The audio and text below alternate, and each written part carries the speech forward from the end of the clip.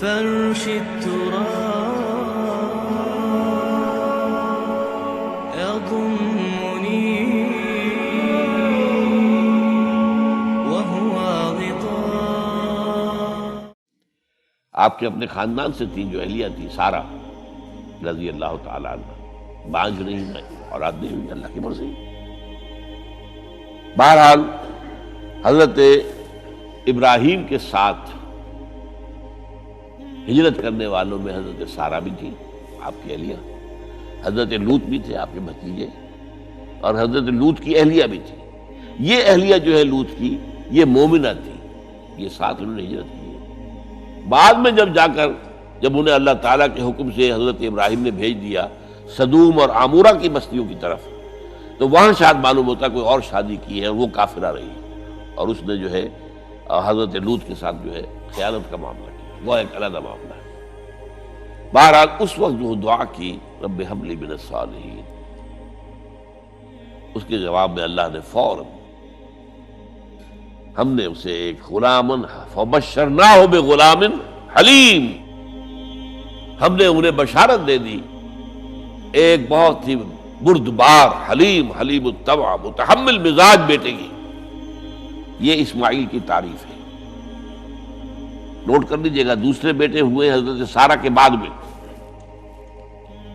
ان کو کہا گیا ہے غلام علیم عالم. حضرت اسماعیل کے لیے کہا گیا ہے غلام حلیم، بہت بڑے حلیم متحمل مزاج، بہت بادشاہ. اس کا بھی تھوڑی سی داستان بیان کر دوں. حضرت سارہ کہاں کہ یہاں اولاد نہیں تھی. حضرت ابراہیم ہجرت کر کے آئے تھے، کہاں سے پیدا کہاں ہوئے تھے؟ شہر ار، یہ جو عراق کا اس وقت کا سب سے بڑا شہر تھا، صدر مقام تھا، وہاں پیدا ہوئے تھے. وہاں سے ہجرت کر کے کہاں آئے؟ شام میں علاقہ، خاص طور پر فلسطین کا جو ہے کنعان، یہاں آ کر آپ نے ڈیرا اپنا جما لیا. اور اس کے قریب میں ہی دو بستیاں تھیں جہاں پر کہ وہ سوڈومی والا معاملہ جو ہے آپ کو معلوم ہے، بدترین جو ہے گندگی تھی ان کے اندر، جہاں حضرت لوط علیہ السلام کو بھیجا. پھر انہوں نے ایک سفر کیا مصر کا. اس کی وجہ بھی سمجھ لیجئے، مصر میں اس وقت جو خاندان حکمران تھا وہ عرب تھا اصلا، وہ مصری نہیں تھے، وہ فرائضہ نہیں تھے، وہ مصر کے تھے. عرب سے آ کر لوگوں نے قبضہ کیا. تو حضرت ابراہیم وہاں گئے، وہاں ان کی بڑی پذیرائی ہوئی. ایک حادثہ سا بھی ہوا کہ یہ اندیشہ تھا کہ کہیں حضرت سارہ بہت خوبصورت تھی، تو کوئی بادشاہ جو ہے، وہ بادشاہوں کے اپنے انداز ہوتے ہیں، تو کوئی جو ہے کوئی غلط حرکت نہ کرے. تو کہا کہ سارہ سے کہا کہ میں جب یہ مجھ سے پوچھے گا یہ کون ہے تو میں کہہ دوں گا میری بہن ہے. نہیں میں کہوں بیوی تو پھر تو وہ کہے گا ٹھیک ہے پھر یہ اب میں لیتا ہوں اس کو، بہن ہے. بہرحال اس میں جو بھی ہوا، اللہ تعالیٰ نے حضرت سارہ کی عزت بھی بچائی. وہ معجزہ دیکھا حضرت ابراہیم کی طرف سے جو اللہ نے پیش کیا، جیسے حضرت سارہ کو مصر کے بادشاہ کی اس غلط نیت سے بچائے رکھا. پھر اس شخص نے جو ہے اپنی بیٹی ھاجرہ یہ خدمت میں پیش کی. یہ ھاجرہ کنیز نہیں تھی، یہ اصل میں یہودیوں نے مشہور کر دیا ہے. یہودی کہتے ہیں کہ اصل بیوی تو تھی حضرت سارہ، اور سارہ کے ہاں اولاد بعد میں ہوئی ہے، وہ ہے اسحاق کے بیٹے ہیں یعقوب کی اولاد ہم ہیں، تو اصل تو ابراہیم کی اولاد ہم ہیں. ھاجرہ جو ہے تو کنیز تھی، لوڈی تھی، لہذا اس کی وہ عزت ہی نہیں. اسماعیل تو وہ عزت ہی نہیں، اسماعیل کا وہ مقام ہی نہیں. یہ یہودیوں کا قول ہے. لیکن وہ اصل میں کنیز نہیں تھی، وہ بیٹی تھی، شہزادی تھی. بلکہ تاریخ نے اپنے آپ کو پھر دہرایا ہے کئی ہزار سال بعد. حضور نے صلح حدیبیہ کے بعد جب خطوط لکھے ہیں دعوتی بادشاہوں کے نام، شہنشاہ ایران، شہنشاہ روم، مقوقس مصر، نجاشی حبشہ، خطوط لکھے، تو مقوقس جو ایک طرح کا بادشاہ تھا، پیٹریارک تھا، جو الیگزینڈریا کا، اس نے اکرام کیا حضور کے جو سفیر تھا، ان کا بڑی عزت کی، احترام کیا. اور پھر حضور کی خدمت میں دو جو ہے خواتین کو بھی بھیجا. اب اس زمانے میں یہی رواج دنیا کے اندر چلتے تھے. اور یہ گھوڑا بھیجا، دلدل، وہ جو حضور صلی اللہ علیہ وسلم کا بہترین گھوڑا تھا.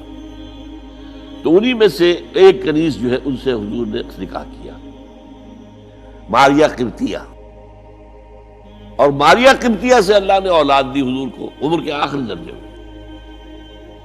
حضرت ابراہیم نام رکھا ان کا.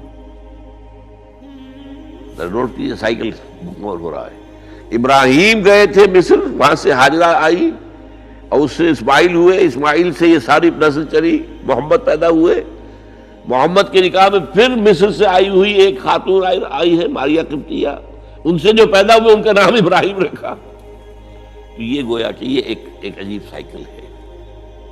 بہرحال لیکن جب حضرت سارہ نے دیکھا کہ میرے ہاں تو اولاد نہیں ہو رہی، تو حضرت ابراہیم سے کہا کہ میں آپ ھاجرہ کے ساتھ آپ جو ہے ذر و شوکت کا معاملہ قائم کر لیجئے، تو اللہ آپ کو ان کے ذریعے سے اولاد دے دے. مجھے تو امید نہیں ہے کہ میرے ہاں اولاد ہو. تو اس پر حضرت ابراہیم نے ان کے ساتھ وہ رشتہ قائم کیا اور اللہ نے اسماعیل جیسا بیٹا دے دیا.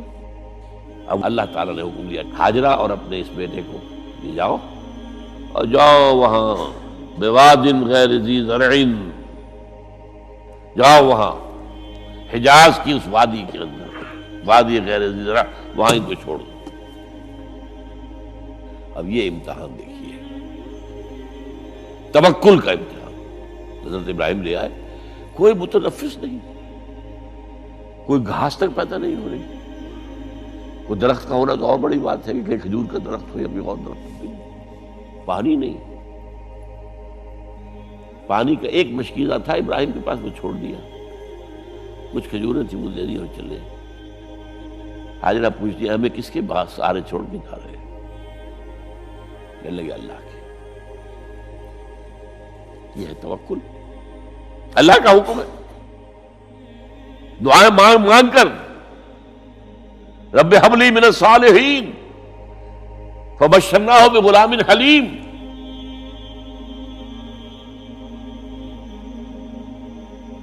اب وہ بچہ آتے رہتے تھے، چکر لگاتے تھے. فلما بلغ معہ السعی، جب وہ بچہ اسماعیل ان کے ساتھ بھاگنے دوڑنے کے قابل ہو گیا، کاموں میں ہاتھ بٹا رہا ہے، 13 برس کی عمر ہو گئی ہے، نوجوان. اب اندازہ کیجئے 100 برس کی عمر، بوڑھا آدمی، اولاد اب تک ہوئی نہیں تھی. ایک اولاد مانگ مانگ کر دعا سے اللہ سے لی ہے. اب آخری امتحان آتا ہے، اس سے آگے کوئی امتحان نہیں. اس بوڑھے شخص کی نخل تمنا ہری ہو رہی تھی اپنے بیٹے کو دیکھ کر.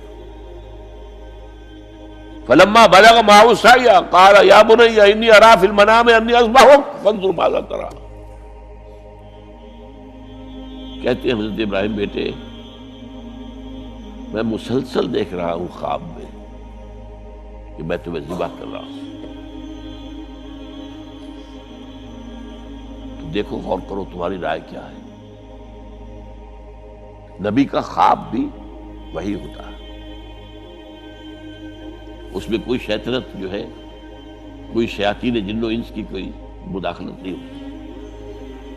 پھر یہ کہ پے بپے 3 دن یا بنی انی اری فی المنام انی اذبحک فانظر ماذا تری. اب جواب سنیے وہ حلیم. یا ابت افعل ما تؤمر ستجدنی انشاءاللہ من الصابرین. ابا جان کر گزریے جو آپ کو حکم ہو رہا ہے. تومر امرتا نہیں، تومر حکم ہو رہا ہے. جب 3 دفعہ آپ کو یہ حکم ہو گیا اللہ کی طرف سے تو پھر دیر کائے پہ. یا ابت افعل ما تؤمر ستجدنی انشاءاللہ من الصابرین. آپ مجھے انشاءاللہ صابر پائیں. یہ وہ صابر اور حلیم ہونے کی شان ہے، جان دینے کے لیے تیار.